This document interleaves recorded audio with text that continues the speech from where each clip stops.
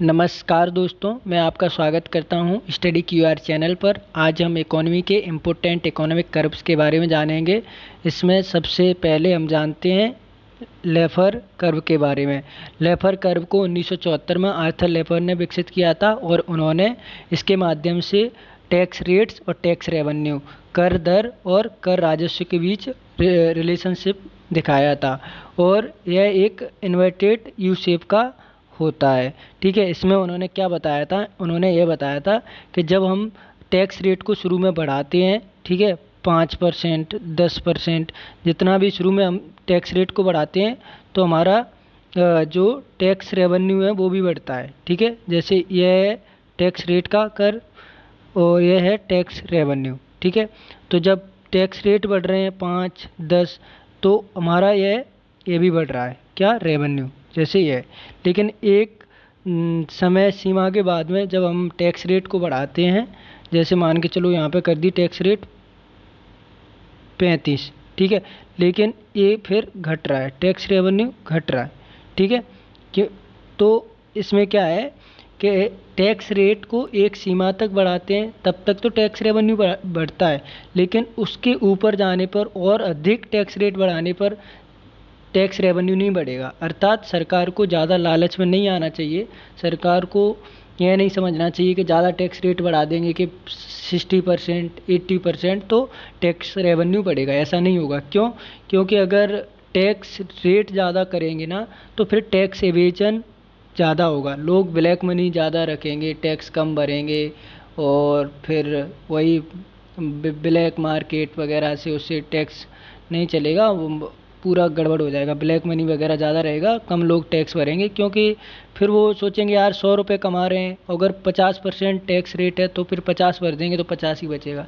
इसलिए सरकार को टैक्स रेट को कम करना चाहिए, तो फिर टैक्स बेस भी बढ़ता है, अर्थात ज़्यादा लोग पे करते हैं। ठीक है, तो यह है लॉफर कर्व। ठीक है, नेक्स्ट देखते हैं हम।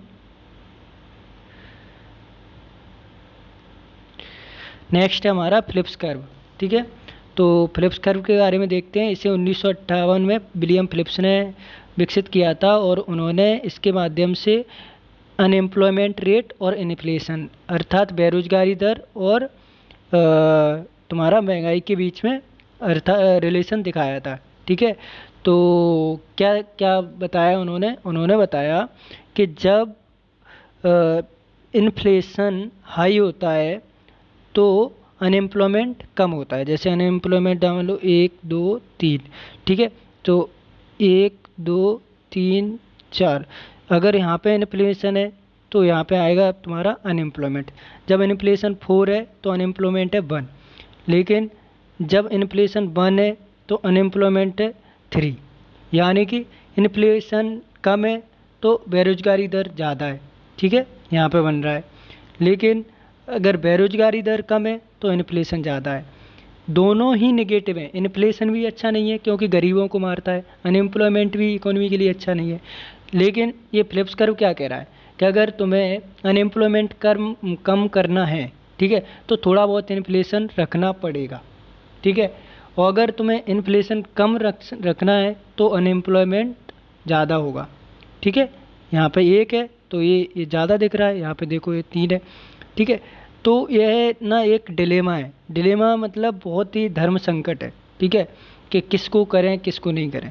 लेकिन इस फिलिप्स कर्व की भी एक कमजोरी 1970 के दशक में दिखाई दी थी, जब इन्फ्लेशन भी अपने हाई पे था और अनएम्प्लॉयमेंट भी अपने हाई पे था, और इसे हम बोलते हैं स्टैगफ्लेशन। ठीक है, तो यह समझ में आ गया ना कि अगर इन्फ्लेशन ज़्यादा आएगा तो अनएम्प्लॉयमेंट कम हो जाएगा। ठीक है, और अगर अनएम्प्लॉयमेंट ज़्यादा जा रहा है तो इन्फ्लेशन को तभी कम कर पाएंगे कि तो अनएम्प्लॉयमेंट भी बढ़ सकता है। इसलिए सरकार बैलेंस बना के रखती है। सरकार चाहती है कि थोड़ा बहुत इन्फ्लेशन भले ही बना रहे लेकिन अनएम्प्लॉयमेंट थोड़ा कम रहना चाहिए। ठीक है, नेक्स्ट देखते हैं हम। नेक्स्ट है हमारा कुजनेट्स कर्व के बारे में। कुजनेट्स कर्व क्या दिखाता है? यह दिखाता है रिलेशनशिप इनइक्वालिटी और जीडीपी ग्रोथ, यानी कि जीडीपी ग्रोथ जो बढ़ती है उसका इनइक्वालिटी पे क्या असर पड़ता है, यानी कि ग्रोथ के बढ़ने से असमानता पे क्या असर पड़ता है।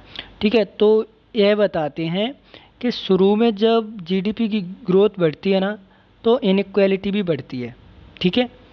लेकिन एक समय के बाद में जब इकोनॉमिक लेवल बढ़ता है, 1 2 3 4 5, ठीक है, तो यहाँ पे देखो ये बढ़ रहा है, ठीक है, और इनइक्वालिटी कम हो रही है। जब 3 पे थे तो इनइक्वालिटी हाई थी, लेकिन 3 से 5 की तरफ आ रहे हैं तो इनइक्वालिटी कम हो रही है, ठीक है। ये कम हो रहा है क्योंकि यहाँ पे कम हो गई, यहाँ पे ये हाई थी, यहाँ पे कम हो गई। तो इनका यही कहना है कि शुरू में जब ग्रोथ बढ़ती है, जीडीपी ग्रोथ बढ़ती है, तो हर किसी देश की अर्थव्यवस्था में गरीब और अमीर के बीच में खाई बढ़ती है। लेकिन एक समय के बाद धीरे धीरे जो अमीरों वाली बास्केट है, अमीरों वाला जो ग्रुप है, उसमें धीरे धीरे जनसंख्या उसमें पहुंचती जाती है और धीरे धीरे असमानता कम हो जाती है। इसलिए यह इन्वर्टेड यू शेप कर्व है, ठीक है। तो आगे हम देखते हैं कौन सा कर्व है, लॉरेंज कर्व। लॉरेंज कर्व किसके बारे में दिखाता है? यह दिखाता है इनकम इनक्वालिटी और पॉपुलेशन, यानी कि कितनी जनसंख्या के पास कितना धन है। जैसे क्या जो 90% जनसंख्या है उसके पास 40% है, या जो टॉप 10% अमीर लोग हैं उनके पास कितना 40-50% धन है। तो यह दिखाएगा कि कितनी पॉपुलेशन के पास कितना पैसा है और इनकम इनक्वालिटी कितनी है, ठीक है।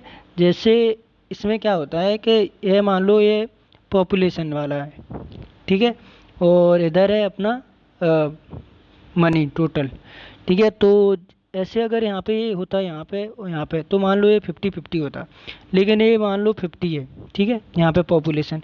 तो ये कितना है? ये यहाँ पे आ रहा है तुम्हारा 20। तो 50% पॉपुलेशन के पास 20%, ठीक है। ये 70 मान लो, ये 70% है पॉपुलेशन, 70 के पास 50%, ठीक है। तो यह दिखा रहा है कर्व कि यहाँ पे इनकम इनक्वालिटी ज़्यादा है। जैसे जैसे ये कर्व इधर की तरफ आएगा वह इनकम इनक्वालिटी ज़्यादा दिखाएगा। अगर यह सीधा होगा 45 डिग्री तो वहाँ पे कोई असमानता नहीं होगी, यानी कि सब समान होंगे। 50% पॉपुलेशन 50% धन, 20% पॉपुलेशन 20% धन। लेकिन यहाँ पे क्या है, ये 20 है, यहाँ पे 50 है, और ये 50% पॉपुलेशन है लेकिन यहाँ पे 20% धन ही है, ठीक है। ये पॉपुलेशन वाला है और इधर जो टोटल मनी है, टोटल पैसा है, ठीक है। जैसे अभी ऑक्सफैम की 2019 में एक रिपोर्ट आई थी, उसने बताया था कि इंडिया के जो टॉप 1% है उनके पास पूरी जो एक साल की कमाई का 73% जा रहा है। तो ये इंडिया में बहुत ही हाई लेवल की इनकम इनक्वालिटी के बारे में बताता है। कौन सा? लॉरेंज कर्व, ठीक है। Lorentz curve, equality, income inequality. इसको ध्यान कैसे रख सकते हैं? लॉरेंज यानी ऑरेंज, ऑरेंज के कितने पीस, यानी इक्वालिटी 10%, पॉपुलेशन के पास कितना पीस है। तो इसके इस तरह से थोड़ा ऐसे ध्यान रख सकते हैं। थैंक यू दोस्तों।